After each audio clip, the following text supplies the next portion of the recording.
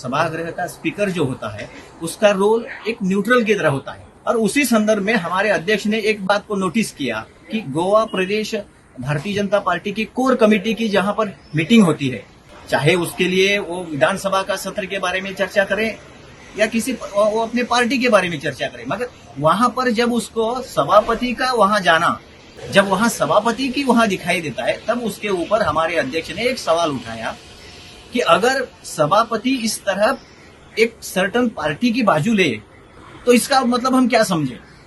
कल हम विधानसभा में जब हम पार्टी की तरफ से, हमारी पार्टी की तरफ से, नहीं तो गोवा की और पार्टियां जब विधानसभा में अपनी तरफ से सवाल उठाएंगी तो इसका मतलब हम ये समझे कि सभापति हमें कोई न्याय देगा, या उस पार्टी को, जिस पार्टी से उसको चुनाया गया है, जिस पार्टी ने उसको सभापति पद पर बिठाया है, क्या वो सभापति हमें सभागृह में हमें न्याय देगा।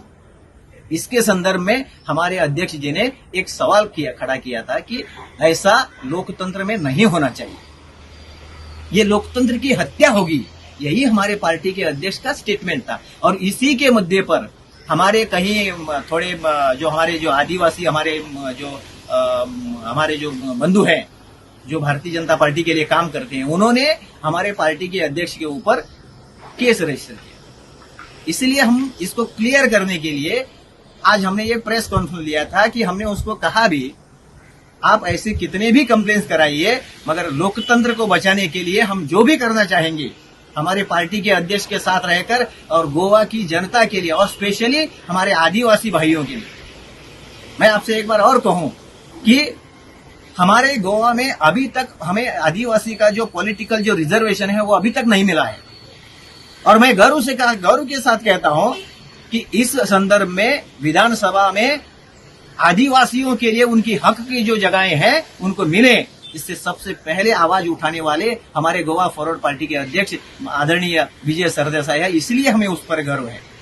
आप उसके ऊपर केस करते हो जन सामान्य को लेकर। आपको पता है कि भारतीय जनता पार्टी का एक नारा है, वो देते हैं नारा कि सबका साथ सबका विकास, अंत्योदय तत्व पर काम करेंगे। कौन है अंत्योदय आदमी?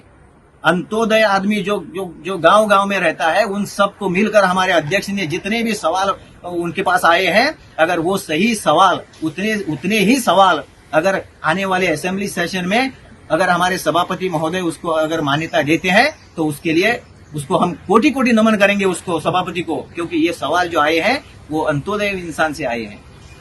वो कानकोन हो, कैफे हो, सांगे हो, उसी के लिए हम काम करेंगे।